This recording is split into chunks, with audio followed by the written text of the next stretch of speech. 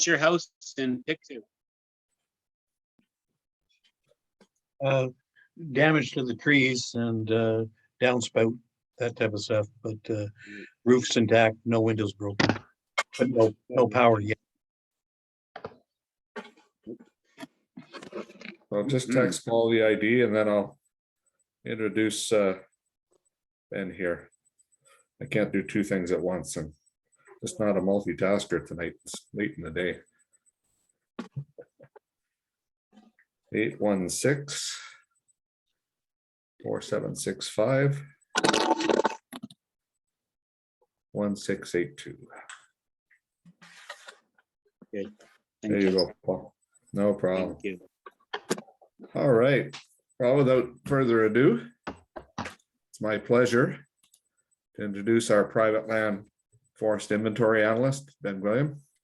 And he's going to talk tonight about the exciting new project that will allow the OWA and many partners to produce private land forest inventory for the entire province. And it kind of builds off perfectly of a couple of precursor projects, a pilot project we did in Prescott and Russell last year, where Ben was an intern from the U of T working on his Master of Forest Conservation. And that went brilliantly. And then he's been working on another project, and it's pretty well wrapping up with CRIBE funding us, the Center for Research, Innovation, and Bioeconomy, where basically we did, or Ben did, I shouldn't say we, Ben did, with some help, a course forest cover type for pretty well all the private land in the province, and brought together all kinds of data sets and got a handle on where LiDAR exists for the bigger project. And as everyone probably knows now, just the last couple of months, we got word from Environment and Climate Change Canada and their Nature Smart Climate Solutions program that we were successful in funding to get this 5-year project going to do the private land inventory for the whole province. And we're leveraging that with a lot of other funding and in-kind contributions, and our members will be involved very much. So Ben, take it away. And we're all sitting with great anticipation here. Absolutely. Thank you so much, John. It's an absolute pleasure getting to share this information with you guys tonight. Thank you all for taking your time to be here. I'm just going to set this up so we can. There you go. Is that okay for everybody? Perfect. And is my audio okay? You all hear me okay? Yeah, that's good, Ben. Good. So yeah, so this presentation is going to be covering the private land inventory project that the OWA is working on, or as it's actually known as the Enhancing Carbon Capture and Biodiversity Ontario's Privately Owned Forests Using Best Management Practices Informed by High Resolution Inventory. I'm going to talk a little bit about myself quickly. So yeah, my name is Ben Gwilliam. I was recently hired onto the OWA as a private land inventory analyst. I have a background in computer science and forest conservation at U of T. Got my Bachelor of Science there. I worked in arboriculture throughout my undergrad here in the city of Toronto, and then did my MFC internship with the OWA, where, like John said, we developed that inventory for Prescott and Russell, and I was able to work with the Venerable Murray Woods on that as well. I'll be leading the private land inventory project for the next 5 years with the OWA, as well as working towards my registered professional forester's license. So it's just been an absolute honor and privilege to be able to work for such an organization. And it's just, it's so inspiring working with all the members and their passion for sustainable forest management and conservation of forests. LiDAR. So someone's mic is on there. Okay, so I'm going to go through the agenda quickly here for the presentation. It's not going to be very long, probably about half an hour or maybe a little bit more. We'll have some time for questions at the end. So first, I'm just going to, well, I've already given my introduction. Then next, I'm going to be giving a project breakdown, as well as some of the partners involved. And I'm going to be breaking this presentation into the 3 main components of this project. So you have the high resolution private land inventory, which is one aspect. Then you have the climate adaptation training program, and then the Forest Stewardship Council certification expansion program. So these 3 aspects all sort of work together, and I'm going to talk about how they do so. So the Nature Smart Climate Solutions Fund, which was the catalyst for this project and providing the majority of the funding, is a large fund through the federal government that is looking for nature-based solutions in order to build resiliency towards climate change and to meet Canada's climate objectives in 2030 and 2050. So it's focused around projects that can capture, store, or measure carbon, and as well as mitigating the impacts of climate change, as well as improving water quality and to provide critical wildlife habitat. So we were successful in applying our project for this grant, and we received a substantial sum of money, which will completely fund the project for 5 years. This also includes in-kind funding from a whole group of organizations and partners, which you see here. We're working with CRIBE, the Center for Research and Innovation in the Bioeconomy. They work in developing sustainable markets for biomass and forest products. We're working with the Invasive Species Center on this project and the Climate Risk Institute. So they're providing program development for our climate adaptation training and education piece. Of course, the EOMF, which, as you all know, is merged with the OWA, and they have been providing expertise in facilitating Forest Stewardship Council certification. Of course, the MNRF with funding and knowledge support, and the educational institutions that we're working with, where we leverage the students, the forest tech students, to collect field data for us, and then they in turn get experience with forestry field methods and working with professionals in the field. And it's really been a great partnership so far. We've done a lot of work with Algonquin College, and it's just been fantastic for both parties. So here's just a project breakdown of, well, we've been just titling it the Private Lands Inventory Project, so that's what I'll refer to it as throughout the presentation, but it really includes the 3 different aspects. So it's a 5-year project, which will be concluding at the end of 2027, and it has 3 main objectives. So like I said, it has the high resolution private land inventory that's being developed, and this is a huge piece, particularly as you all know, there hasn't been an inventory developed over most of the South since 1978. So this inventory, and since most of the South is private land, this inventory is going to provide a completely updated, fully spatial inventory for the province. So it's historic in that sense for sure. We also have the Climate Change Adaptation Training Program, which I'll talk about, and the Forest Stewardship Council Certification Program. So this is how they all sort of feed into each other. We have the high level, it's the high resolution private land inventory, providing all of this data and information to inform the 2 other aspects of the project. So the FSC expansion program, as well as the climate change adaptation training program. And through cross promotion, they also help each other. So throughout all these programs, we're targeting people with the private land inventory who may possess, particularly, high carbon stocks on the landscape or whatnot, or we're using this inventory to provide knowledge and decision-making materials for people who are enrolled in these programs.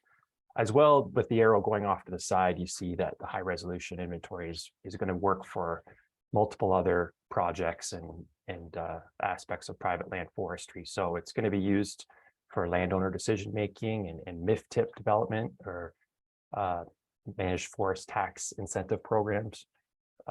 We have other OWA projects, which I'll talk about, municipal conservation operational planning, as well as promoting the private land forest industry. Like, we're really hoping to set up a private land forest industry sector, and this inventory is really going to form the foundation of that.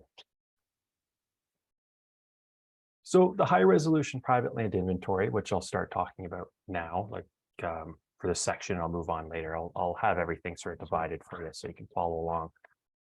It is going to be an enhanced forest resource inventory, or an EFRI. I'll talk about what that means in a second. It's based on available LiDAR data. So LiDAR data, which has either been flown by the MNRF provincially. We have, for instance, OMAFRA data. We have municipal LiDAR that's been flown and been made publicly available. And we'll also be flying some of our own LiDAR through the OWA. It'll produce all forest resource inventory attributes that you would typically see in a ministry level forest inventory. So you're going to get your basal areas, your volumes, your tree heights, your quad mean diameters, and I'll have a full list of all the inventory attributes that you'll be able to see after. But you'll also be able to produce other LiDAR products. And in a sense, some of these are equally, if not more, useful. So you have detailed terrain mapping. You'll have water and wetness indexes to see where, soil water saturation may be higher on your property or less so. You're going to get a canopy height model as well, which would determines extremely accurate tree heights. We'll be doing species mapping as part of the inventory. So this is based on both ground truthing and using multispectral data from satellites. And a secondary focus and one of the main aspects of this inventory is going to be for modeling carbon stocks and carbon storage on the landscape, as well as modeling wildlife habitat. And this is the biodiversity piece. When you hear that title and you hear the carbon and biodiversity, that's what we mean. We're going to be modeling wildlife habitat and modeling carbon storage. So I'm going to start quickly by just talking about what LiDAR is and what an enhanced forest resource inventory is. For some of you, this may be common knowledge, but I want to make sure we're all on the same page here moving forward. So LiDAR, or light detection and ranging, is basically the hot new thing. It's considered industrialization 4.0. So if the first industrial revolution was harnessing steam and machinery, the second industrial revolution was mass production and electricity, the third industrial revolution being computerization. The fourth industrial revolution is the use of photonics, or harnessing and manipulating light energy, or lasers. So what you're seeing here is a LiDAR unit attached to an autonomous vehicle that's mapping the surroundings and the objects around it. These are being put on all the new Teslas and self-driving cars. They're all using LiDAR because it can accurately measure in day or night throughout many different types of conditions, and it's very reliable.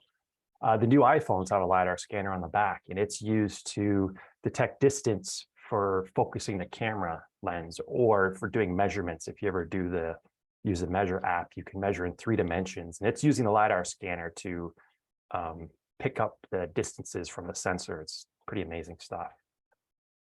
So in a forestry context, LiDAR, which is an active sensor, which uses light emitted as a laser, similar to radar using radio waves, and sonar using sound waves to map the surroundings.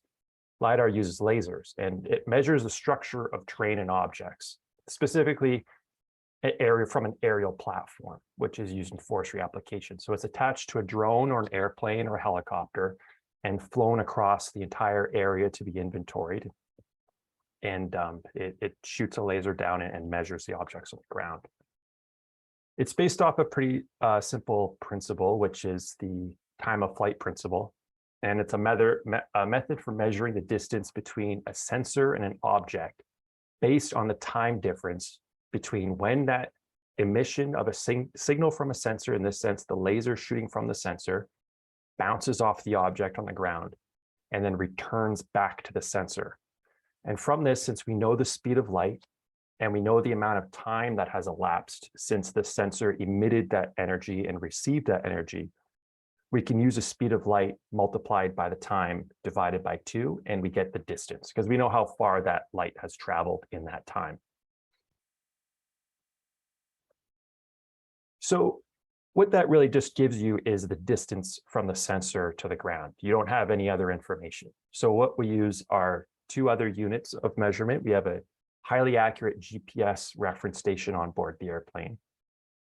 And this is providing the exact location of the sensor, and thus the exact location of the points on the ground in 3 dimensions. So you're getting the X, Y, and Z, or altitude. So your X and Y being your coordinates on a 2D plane on Earth.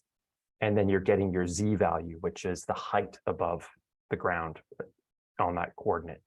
You're also using an IMU, or an inertial measurement unit, which compensates the position of the airplane and the sensor, so it knows the pitch, roll, or yaw, and it can compensate for those measurements to ensure that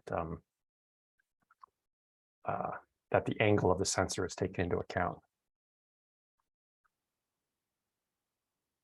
So because you know these exact measurements, you know also the relative distance from each of these points, and I'll show you what that means here. This is what's happening on the ground. So a single laser pulse generally will have enough energy to return multiple times. It can pass through the canopy, it can bounce off the top of a tree, and you might just get one return. It can pass through the canopy and generate multiple returns, which is what you're seeing here. And from that, you can start to see a pretty accurate picture, like a three-dimensional picture of objects and the canopy complexities. It's able to penetrate right through and sense the ground. So unlike aerial imagery, which you're not seeing anything, any information underneath the canopy, the LiDAR pulse can penetrate right to the ground and you're getting accurate terrain information included. So all of these reflections are called returns. And so, yeah, you can see how from multiple returns, we paint a picture of three-dimensional structure of objects on the ground. And you know the height and location of each of these returns, and you can measure the distance relative to each other. So you can start to measure the canopy height, the height of the trees, you can measure canopy complexities. And when you aggregate these points together, for you guys, this might be a little slow depending on your internet connection, but this is what is called a point cloud. And that's an aggregate of all of the returns that were generated. So what you're looking at here is a forested wetland area. The color of each of these points denotes its height above the ground. And so you can see how powerful of a tool this is to measure forest structural information. And here's a cross section of a point cloud. So you can notice how the LiDAR is able to classify points between what is hitting the vegetation, which is in green, and what is hitting the ground, which is in red. And so again, this gives us a really good picture of what is happening under the canopy in terms of both terrain and understory. So how is LiDAR being used in forestry? How does all this relate to forestry? Well, first of all, above everything else, LiDAR gives us extremely accurate measurements of tree height and structural conditions. So the top picture shows the point cloud of a forested area as it is represented in real life. Because we know the GPS coordinates of each of those returns, we get the height of those returns measured above sea level. So you see the scale on the left is in meters above sea level, and it's showing just above 200 meters above sea level. I believe this is an area just outside of Ottawa. So yeah, this shows us the representation of the terrain and the canopy. Now on the bottom is what would be used as a product in forestry. This is a canopy height model. So what we've done with the bottom image, it's the same cross section. We've just subtracted the terrain information from the same point cloud. So from the LiDAR, we now know the height of those ground returns above sea level, subtract that value from the total, and then what you have left is just the height of the vegetation.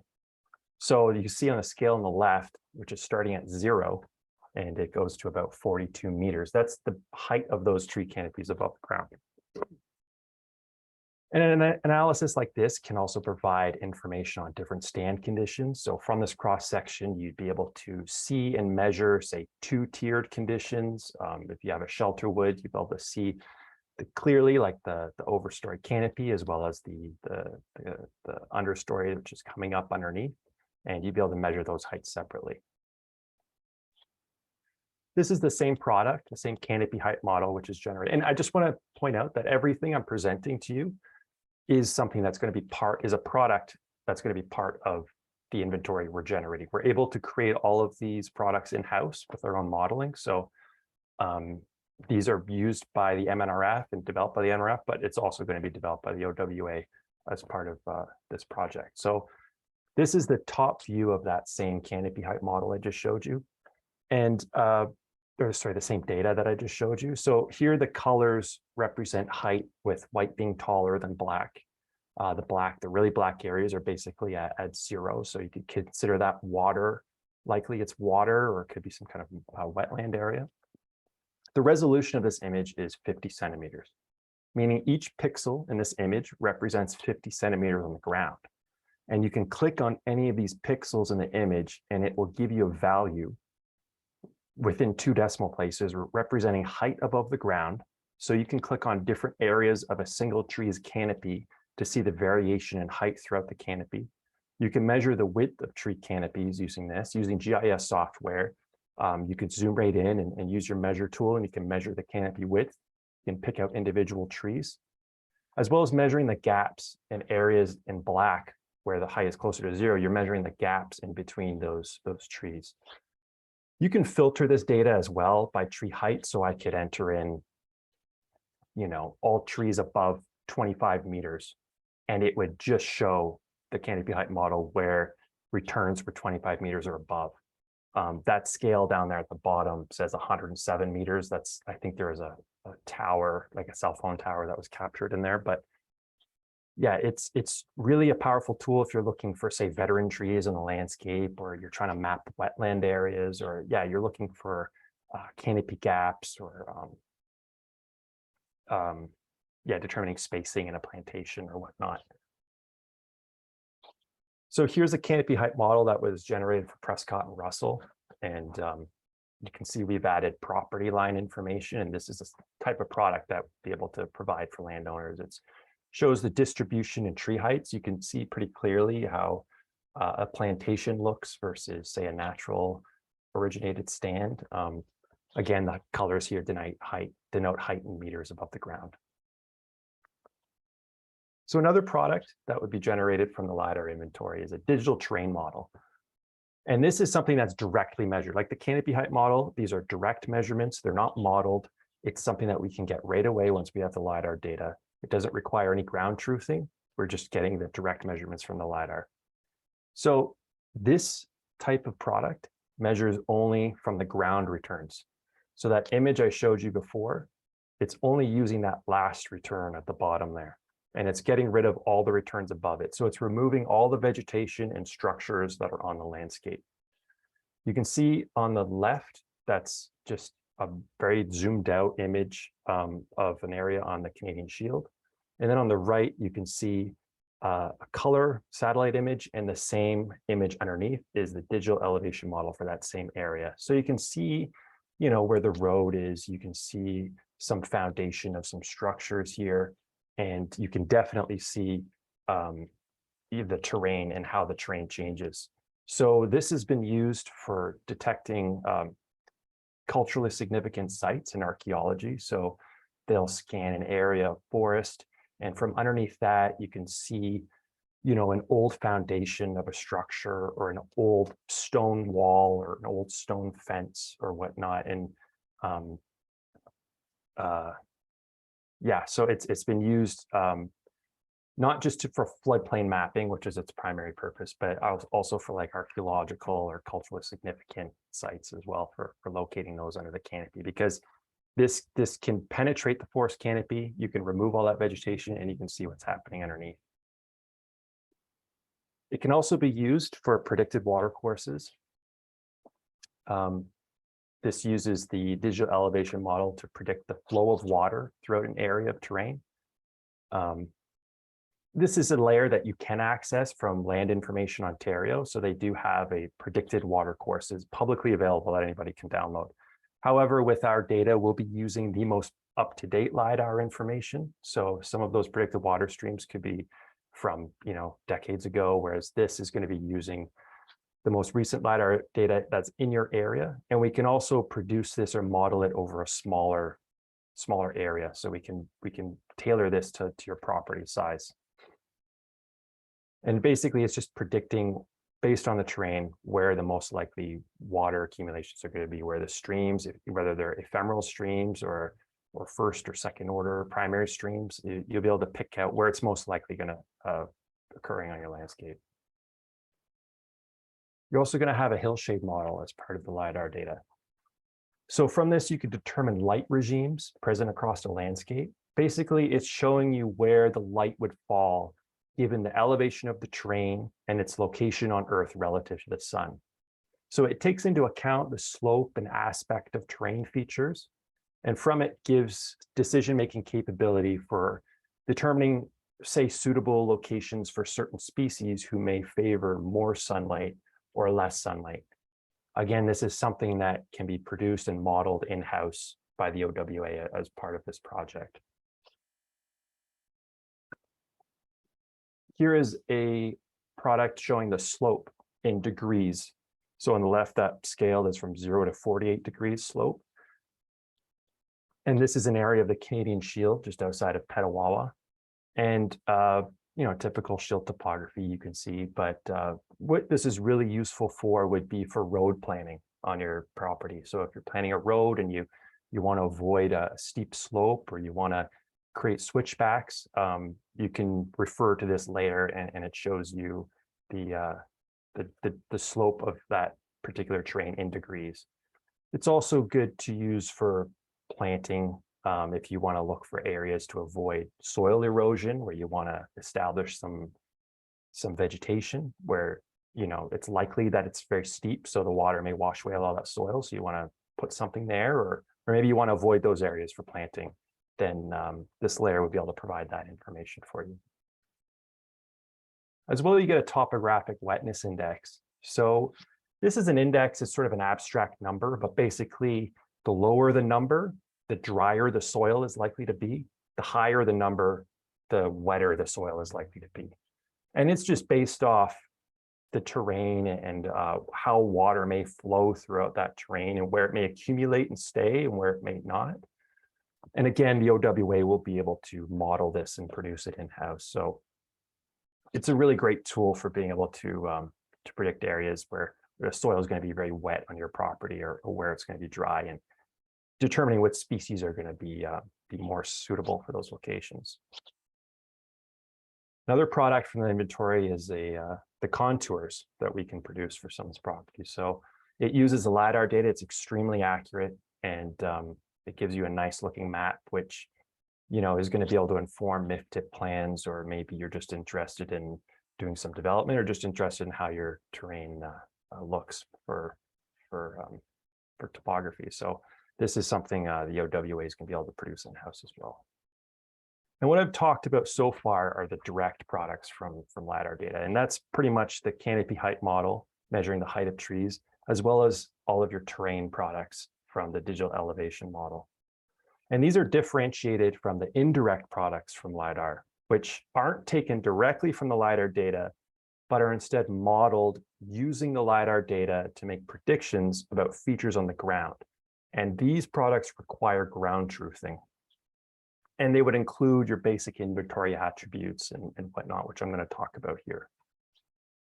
So these indirect products, like I said, are modeled based on LiDAR data, and they make predictions using machine learning. So random forest is a type of machine learning, which is a type of artificial intelligence that can use massive processing power to make decisions based on what it sees in the data, and it's able to compare it with itself like thousands and thousands and thousands of times to come up to the most accurate or closest solution to based on the model that it was given of all the data it's collected. I'm going to talk about it more in a second.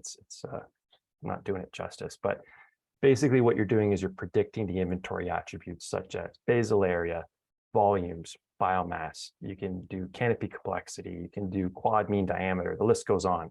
But this does require extensive ground truthing, a lot of plots. And this is where we leverage the forest tech programs in Ontario, working with Algonquin College, Fleming College, Sioux College, Confederation College, taking these students out when they've already been through the program and got a little bit of field experience, taking them out, we're introducing them to professionals in the field, supervising them, letting them use the technology, letting them develop their own skills, and in turn, we get access to their data. So it's really a win-win for both parts. And so far, it's been really successful. The students have been great, and with the supervision, they've been collecting excellent data.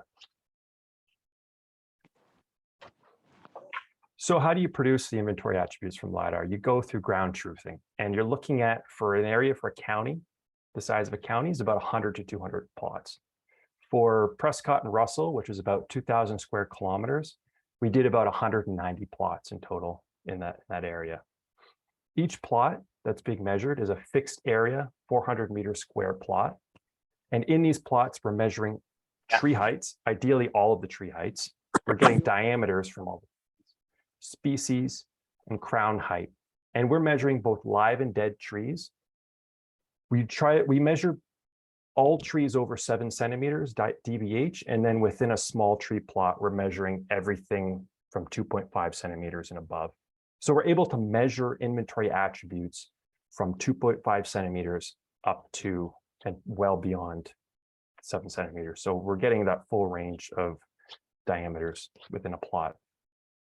And this approach is called an area-based inventory. And what we're taking, what we know about inventory attributes at each plot from the heights and diameters that we just collected, and then we're applying that to similar areas that represent these plots outside of what the plots have measured. So if you look at this picture, say these are the 4 plots that represent the full range of forest conditions on our landscape, because we need to feed this machine learning algorithm with all the data that could possibly exist out there. So you want to capture each forest condition type. So you have your, your even aged, your uneven aged, your mixed species, your plantation. You want to put a plot in all of those areas. And then what you do is you take the point cloud that exists over top of those plots. So these plots are sub-meter GPS located. So we know exactly where they exist in space. We know exactly where that exists within the point cloud. We take the distribution of points, which you see just below each plot. So those are the points, there's the laser hits, those red lines are the laser hits from the LiDAR. Below it is the distribution of those plots or those points in space with the trees removed. We're applying the measurements that we did at each plot. So because we have our height and DBHs, we're getting basal area for that plot. We're getting volume for that plot. We're getting biomass for that plot. We're applying these known attributes, these values, to this specific distribution of points that you see for each plot.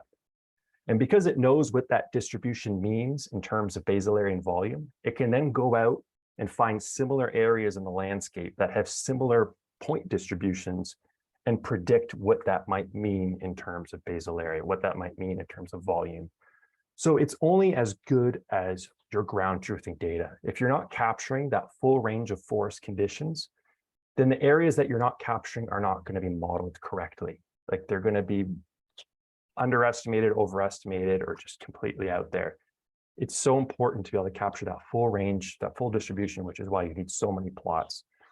And you focus on areas that you really want to manage well. So if you're concerned primarily with plantation management, we'd be throwing in plots and plantations over other areas, and vice versa. So this is what one of those plots looks like in the point cloud. And this is what would be attributed to the measurements in that point cloud. So the basal area, volume, and height, and everything I talked about. And this is just sort of a diagram showing how it's all put together. So in an operational forestry context, you take your stand level polygon inventory, you'd split up the whole landscape into 20 by 20 meter grid cells. You have your point cloud, and then you have your ground plots. So you're combining the point cloud over the ground plots, which you know all of the measurements for and doing predictive modeling. And then you're splitting up the rest of the point cloud into these 20 meter by 20 meter grid cells. And each grid cell gets a value based on what was measured and determined by the machine learning algorithm. This is then applied to the polygons and averaged up to the stand level. So these values can exist as just 20 meter grid cells, or more often they're averaged out, which makes them a little more accurate for measurement. So if you average it out over the stand level, you get a much more accurate picture of these attributes like basal area and volume, et cetera. So this just kind of shows that differentiation between what the enhanced forest inventory from the LiDAR data brings to the original forest inventory, which on the left, you see the original forest inventory. It's a polygon-based inventory. It's done through sampling the polygons. So you're putting in a bunch of plots, you're doing your variable radius cruising, then you're coming up with a single value for that entire polygon.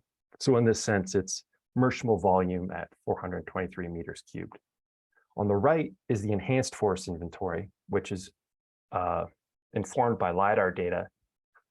And it's split into these, this is a raster. So the one on the left is a vector polygon, the one on the right is a raster polygon. So you're splitting this into grid cells. You're now able to see the spatial distribution of these features in the landscape. So you're seeing where there's more volume, where there's less volume. And from that, you can make management decisions. Excuse me. Here you can see a basal area raster that was produced for Prescott and Russell. So again, the resolution here is 20 meters by 20 meters. And the value is in per hectare. So each cell may just represent 20 meters by 20 meters, but that value there is, a basal area of 14 meters squared per hectare, or up to 50 or whatever you see on the scale here. So the really powerful aspect of this tool is that you can see the spatial distribution of these inventory attributes. And it's not just based on sampling, it's giving you a full census. So you can see everything that's measured on the landscape. It's measuring every single object through the LiDAR. It's not you just going out and doing a series of variable radius plots and then extrapolating that to the full polygon or the full stand. No, you're measuring everything that's in that stand, and then you're applying the value to that measurement. Here's volume across Prescott and Russell. So again, 20 meters by 20 meter grid cells, and you can see the distribution volume and how that changes. And these are all the inventory attributes that can be predicted with the LiDAR inventory. So you have your heights, you have your emergeable basal areas. These would all be broken down by size class. So pole, small, medium, large saw logs.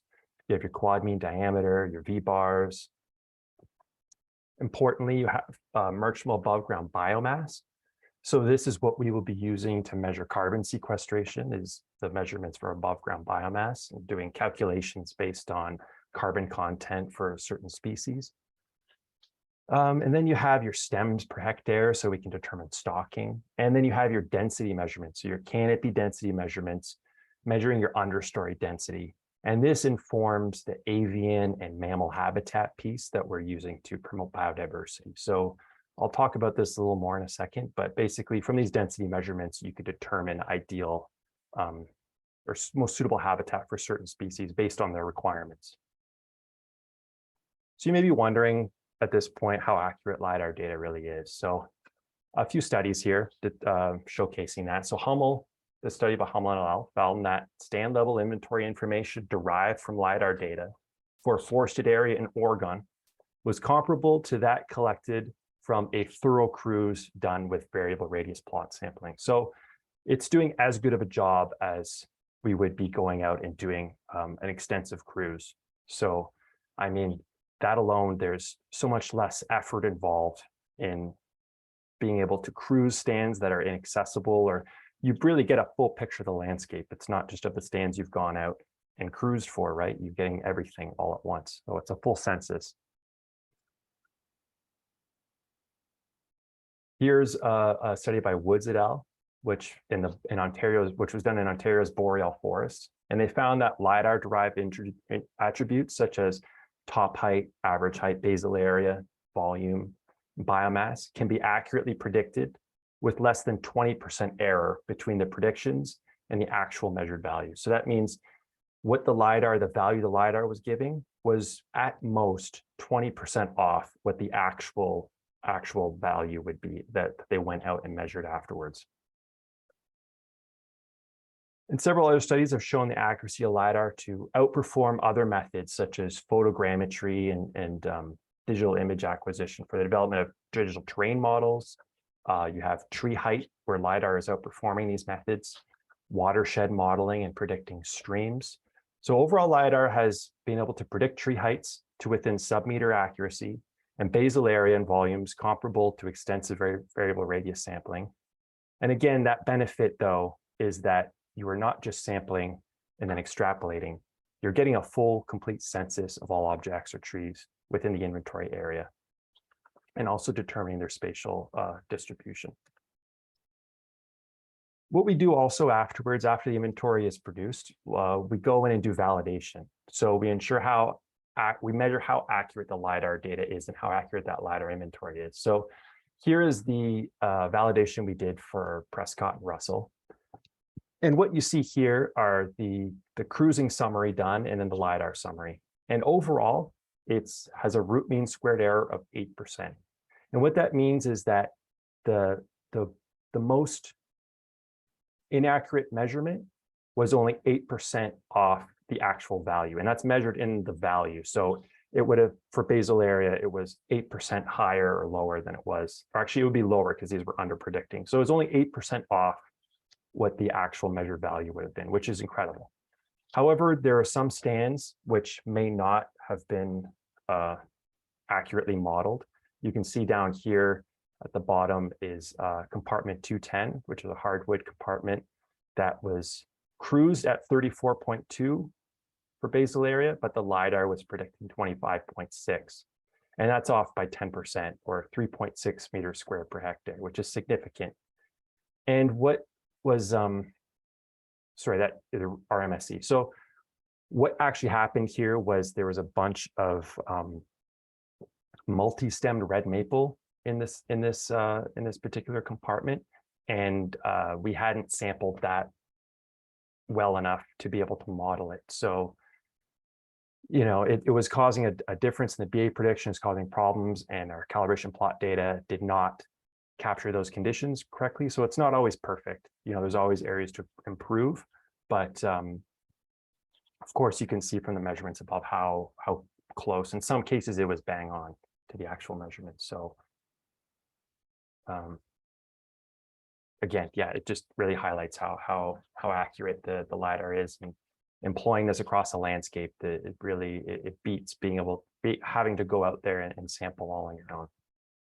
And then the species aspect of it. So from the way that we're modeling the LiDAR data, we're not generating species information. There are ways that the LiDAR can determine species just based on the shape of canopies or the intensity of the returns. What we're doing for species is using publicly available satellite data, which are multispectral satellites that pick up the whole visible and non-visible wavelength of light.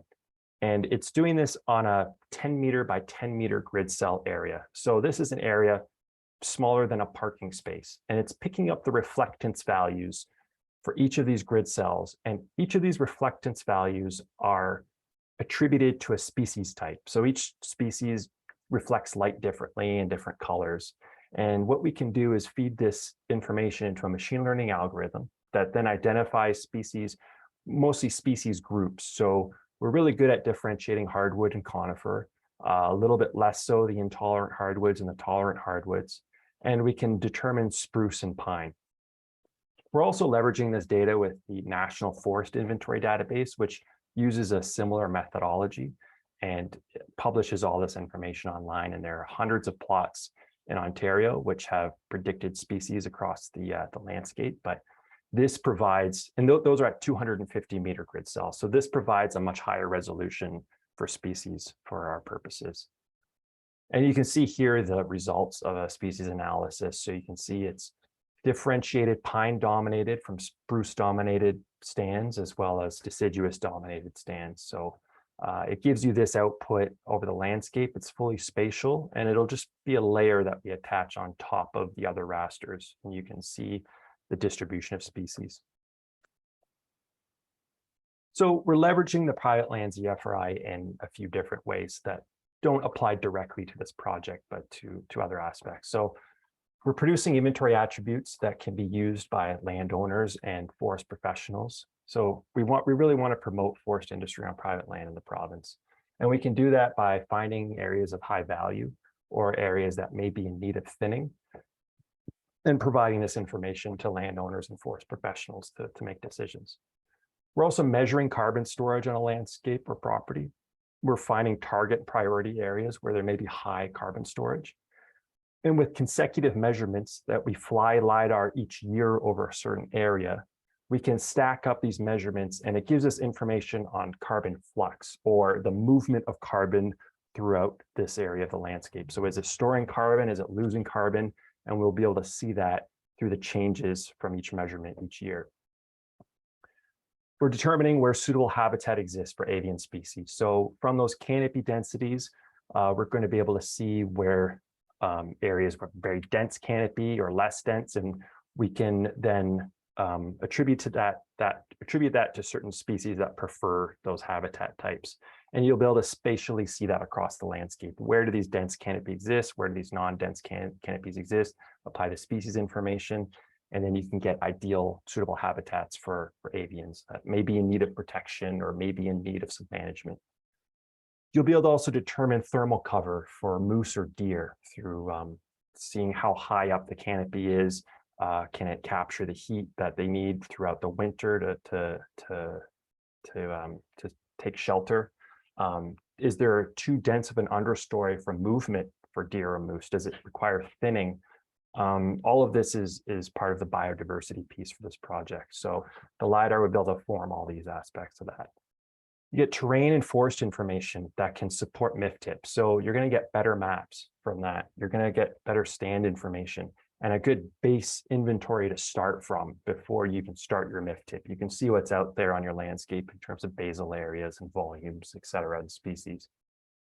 And it's going to inform other projects such as the OWA's Living Laboratories, which are a series of experimental projects set up to capture and sequester carbon on the landscape through different practices, whether that be agroforestry projects, whether that be harvesting different non-timber forest products to sequester their carbon and generate revenue for landowners. So we'll be able to use these maps and the LiDAR data to inform those projects and where they may be more suitable.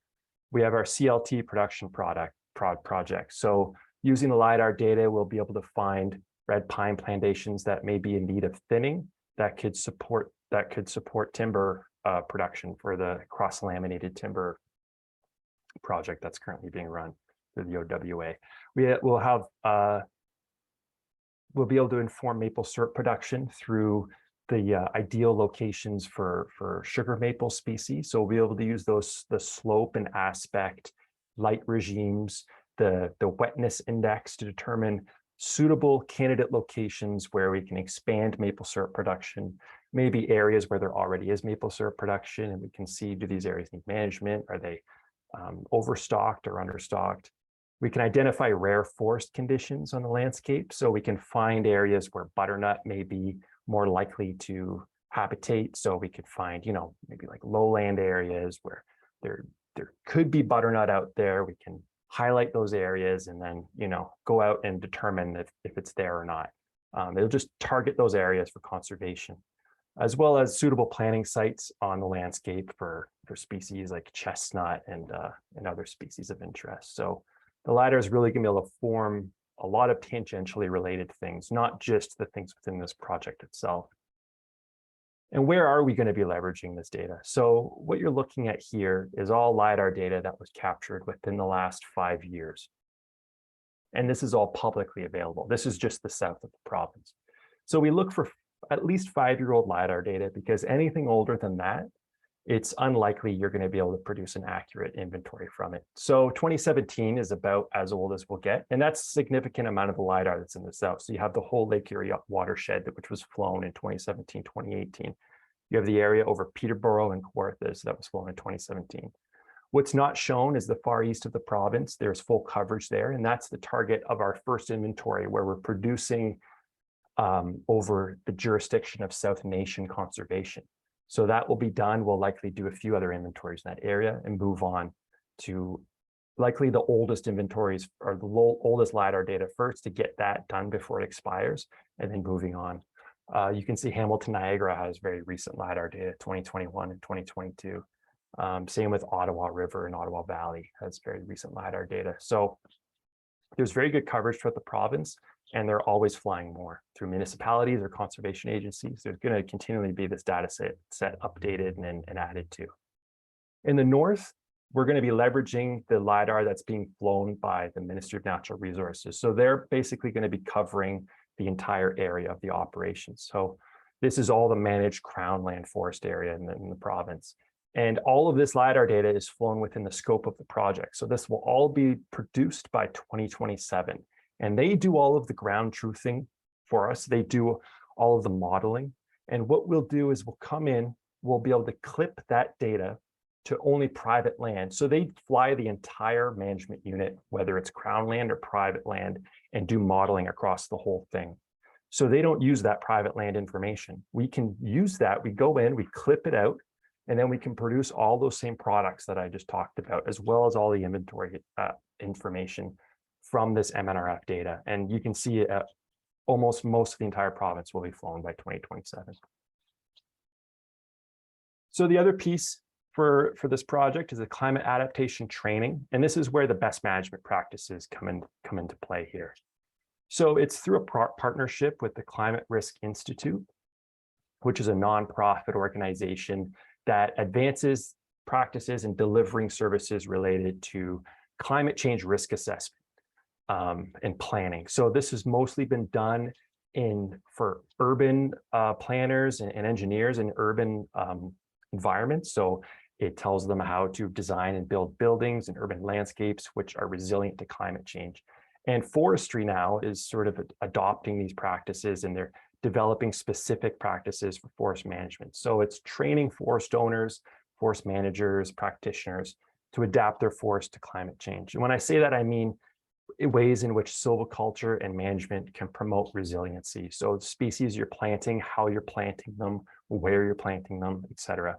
The students for this training program will bring their own properties, say a woodlot or a community forest they own or manage, to the course. We'll be able to provide them all the data on their property, all that LiDAR information we just showed you, all the products. They'll learn about practical climate adaptation tools and strategies that are applicable for their property at both the forest and the stand level. Conduct a vulnerability assessment of their property, and then develop an adaptation plan for their land. And the training is based on the U.S. Forest Service's adaptation workbook process, which has gone through extensive testing. It's been proven and effective. It's been a long-term training program that's shown real results. The goal is really to have 200 landowners trained, 50 practitioners trained, and representing about 600 hectares of land that we can provide this training to throughout the 5 years. The other aspect of this project is the FSC expansion program. So this is an effort to leverage this data, leverage the climate training program, and expand the FSC certification throughout Ontario on private land. So we're looking to grow the land in the program by 6,000 hectares. Right now, through the EOMF and the OWA, we have certified over 74,000 hectares. So that'll bring us up to 80,000 hectares of private forest lands that's certified by FSC. We target non-traditional group members, so private businesses, universities, commercial forests, municipalities, and whatnot. We'll have communications, marketing, and program administration improvements through this program, through the funding. It'll increase added value for program participants. So you'll be able to market your forest products with an FSC logo. You'll get increased public recognition. You'll get additional management marketing tools.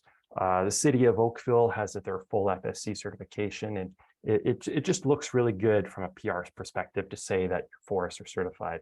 And really, it's a nominal cost for what you're getting in value.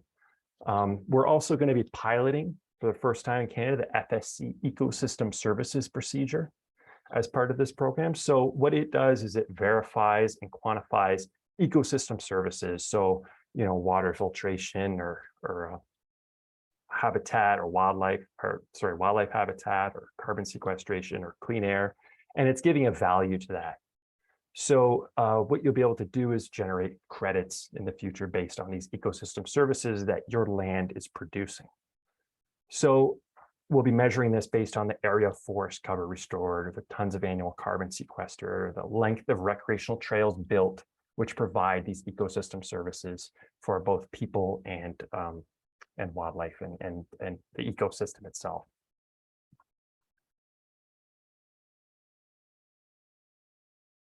So that's the project itself. That's the three aspects of it. And I hope it wasn't too in depth, or maybe it was too high level, or maybe it was too low level for you guys. And if you have any questions regarding anything that was presented or anything further, please do not hesitate to reach out to myself, if you have any questions for LiDAR in the inventory, or Sinead, our employee who's able to relay any of this information or answer it herself. And then if there's any questions you have on the climate change adaptation training or the FSC program itself, we ask that you contact Glenn Prevost, and that's part of his portfolio, is the FSC and the adaptation training. So it'd be best, or you can reach out to any one of us, and of course we would direct your question of concern to the relevant party. So I just want to thank you all for listening to me and taking your time out this evening, and it was a real pleasure getting to showcase this extremely important project, I think, to private forest land in Ontario and the industry itself, that I'm sure is going to set the stage for or it'll be a real catalyst for the forest industry in the south of the province. So thank you guys, and we can take questions at this point. Yeah, does anyone have any questions? Great presentation, Ben. A great, perfect overview of everything we're going to be doing and have started to do. I'm just going to maybe stop you from sharing your screen there. Oh, yeah. So we can get to see everybody. Yeah, perfect. And yeah, don't be shy if anyone has any questions. It's a small group. I see Jean. Jean has some questions. Go ahead, Jean. You just have to unmute yourself. I was very happy to hear from you, Ben, that the South Nation Conservation Territory, I suppose, will be part of the first experience that you will be doing. Will this cover the forest coverage, that is the percentage of the territory covered by the forest, as it is the South Nation? No, it's not quite correct. Yeah, it is. This South Nation it does the analysis I gather every 5, 6, 7 years or so, and the last one was in 2014. Will the tool that you use, my question is as follows, will the tool that you use be more accurate than the tools that they have used in 2014 and before? Yes, so the LiDAR being captured now is using a much more powerful sensor with more returns generated. So it's going to be able to generate more accurate inventory information from that for the full coverage of South Nation. So it'll be an improvement upon what they have right now, which is based off, yes, the 2014 LiDAR data that was captured and produced as part of the Prescott-Russell project. So yeah, indeed, it'll definitely be an improvement upon that for measuring the forest cover.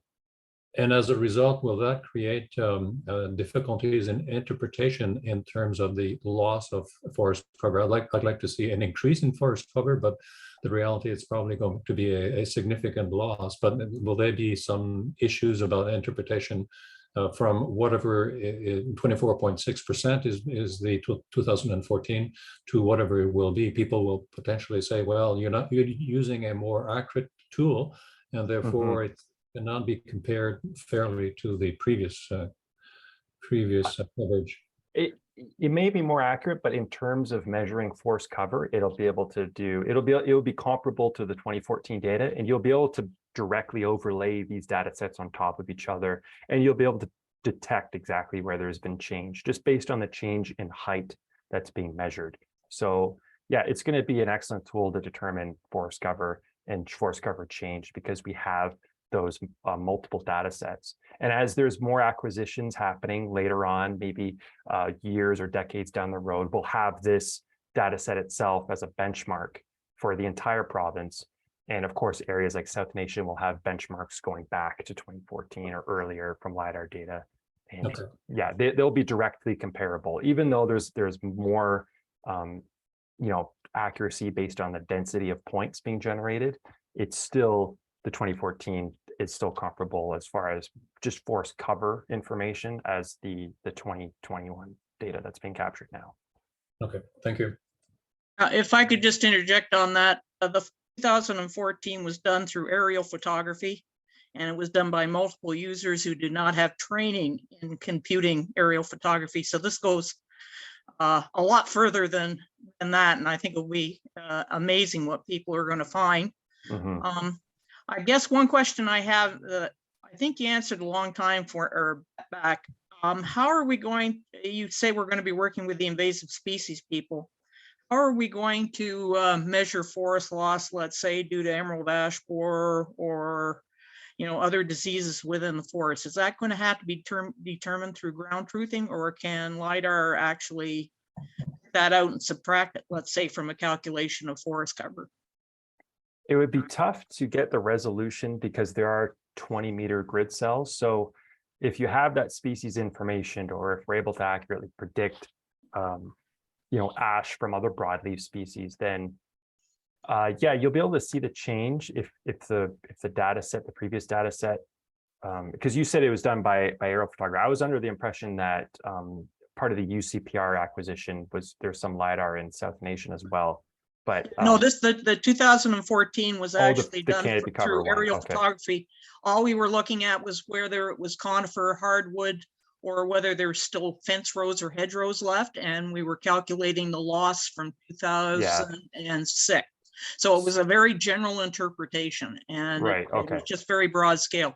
So this will go an awful lot further than what that photography did, and probably bring out a better number and a truer vision of what's Right. going on in the long run. Right. So yeah, so Jean, I apologize. I was under the impression it was all, so it'll still be able to detect canopy cover information. It just won't be directly comparable to the, but to answer your question, Dorothy, it's tough to say that the resolution could be at, say, the individual tree level, where we'd be able to see if there's large areas of loss, then that'll certainly be picked up by the LiDAR and measured.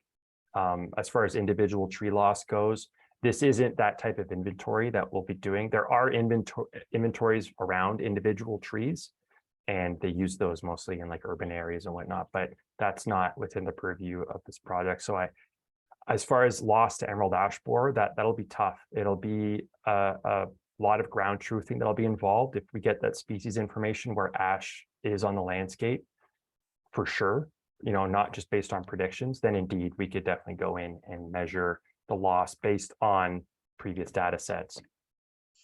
Okay, because it's sort of going back to what we did in 2014. What we were doing was calculating forest cover for natural heritage, and basically that concerns me. That we did show a loss on forest cover, but it was just on a generalistic interpretation, and this is going to be, unfortunately, it's going to continue to be put into the natural heritage and county official plans as such, and that sort of concerns me a little bit, that maybe we need to do a little more work to convince people to get a little more studious in their forest cover. Absolutely. As part of that project, Ben, is the project designed to produce a user interface that the average person can use, or is it a professional GIS that can? Yeah, sorry, this is something I neglected to cover in the presentation, but this data will be delivered in two ways. So it'll be a web mapping service through the OWA. It'll be sort of a portal that will provide to members or other stakeholders that they can access, and they're able to see spatially where, or the ability to see spatially these different inventory attributes. We'll also be able to provide a custom a la carte package. So if you come to us with your property information, we can clip out this data for you and provide all the suite of maps, that all the products that I showed you through this presentation. As well, we'll be providing training videos on how to interpret this data. If you want to load it up into your own GIS software, there's open source, free, excellent GIS software options that are out there. And we're going to have a series of training videos that show you how to take this LiDAR data, how to work with it, how to view it, and how to interpret it from a complete layman's perspective. Fantastic.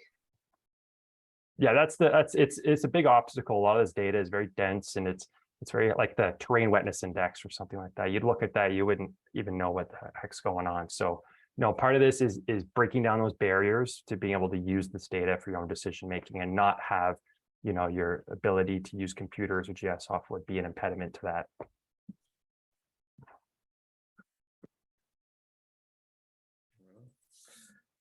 Oh, go ahead, Barton. Yeah. Having designed and run what you call that old polygon approach for inventory, this is a major step I was always confident in the overall forest inventory. When you're talking, 50,000 hectares plus, there was no question with regards to the volume and even the species breakdown. But Mhm. big question was where people were misusing the data, taking a forest inventory and applying it at a stand level management. And that was a misuse of the data. Mhm. This approach is giving much more specific information at the stand level. But I think it's going to be a big step to expect a woodlot owner to be able to move that. I don't think a lot of the woodlot owners have GIS ARC forest type compatibility. I think a lot of it's going to be with the forest consultants and the forest managers providing that service to the woodlot owners. You're right.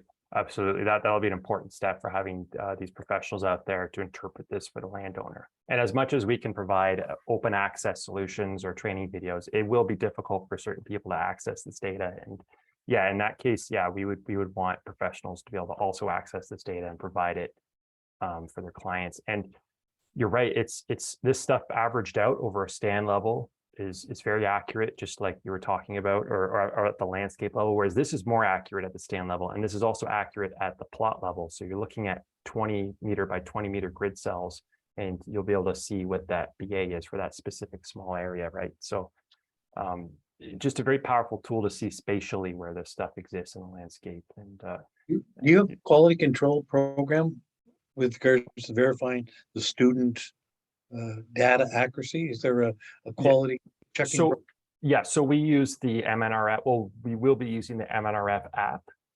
So part of the partnership with the MNRF is they get to use some of our data on private land where they wouldn't normally have access to. We're going to be measuring some growth and yield plots within areas too, and using those for LiDAR calibration.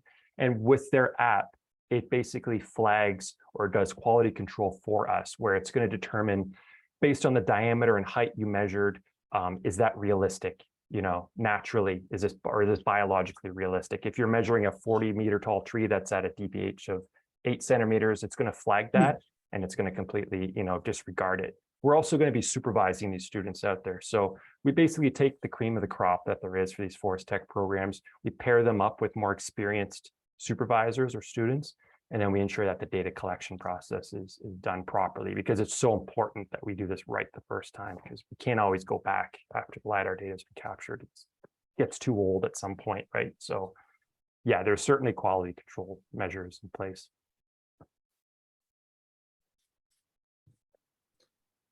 Any final questions for Ben before we call it a night? Oh, John, go ahead. I'll ask one more question. Thank you very much, Ben.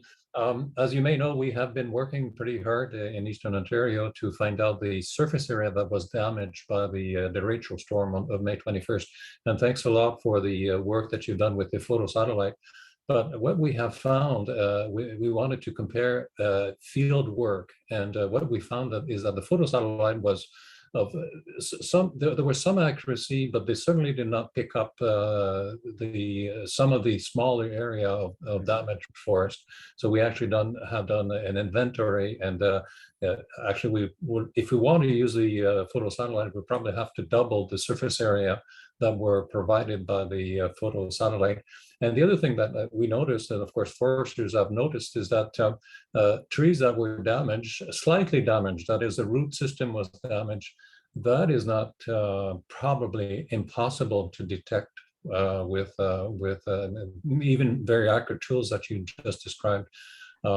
This is something that I guess we'll need to come up with some kind of a factor, another to 10% or so of area that was damaged that can be easily seen. But in addition to that, people have said you need to look around, and if there's any damage to the adjacent trees, well, you need to cut them down, so that if you want to do a good retransplantation program, they need to take it out. So any thoughts on that in terms of accuracy doing work, because the real show 2022 will probably happen later on in years to come, and we need to ideally to have some kind of a program, and of course ways to measure fairly accurately, because even today, 4 months after that storm, we don't have a good grasp of the area that was damaged. Yes, absolutely. And you're right. The accuracy does depend on the change. So it was measuring the photosynthetic activity there. So if the tree is still producing leaves or some type of canopy, the satellite's going to pick that up as a tree that was undamaged. The LiDAR data, what it'll be able to do is take areas that were captured in 2014 as part of Prescott and Russell, which was a significant part of South Nation as well, and most of Eastern Ontario. Take the canopy height model from that, which is all of the heights of all the trees you have, overlay this new canopy height model, and you're going to see the change in height. So if there was an area that changed, that decreased significantly in height or decreased even a little bit in height over that time, then because all areas should have been growing, right? If it's just left alone, that'll be able to show you where there's been a change in height, and likely there's either trees now leaning, there's trees that have completely fallen over, or have been harvested, or, you know, areas of development and stuff like that. So it's really key to have that initial data set, which you won't have for parts of Eastern Ontario, you'll have for Prescott and Russell. But moving forward, we have this data set over much of Ontario that's going to act as a benchmark, where we're going to be able to do analyses such as what you're talking about more effectively using subsequent acquisitions. So it's a start, and while it may not serve our purposes right now, it certainly will in the future. Yeah. Excellent. Thank you. Well, thank you for your questions. Just a final comment here from President Paul. Thanks, Ben. This data will make the OWA a resource solutions engine towards better land management. Absolutely. So thanks, Paul. That's good. Oh, Martin, one last question. Yep. Do we all get credit for LiDAR 101 now? Absolutely. I can sign off on it for you. You just got to fax me your documents. Very lucidly explained. It's just excellent work there, Ben. Oh, thanks, John. Thank you. Well, thanks everyone for participating. It's a really, really interesting night, and we're a 8:45. So I wish you all a good evening. Thanks again, Ben. Thanks everybody, and have a good evening. Thank you, guys. And please don't hesitate to reach out with any further questions or comments. Thanks, Ben. Thanks, everybody. Thank you, guys. Good night, everyone. Okay, everyone. Bye-bye.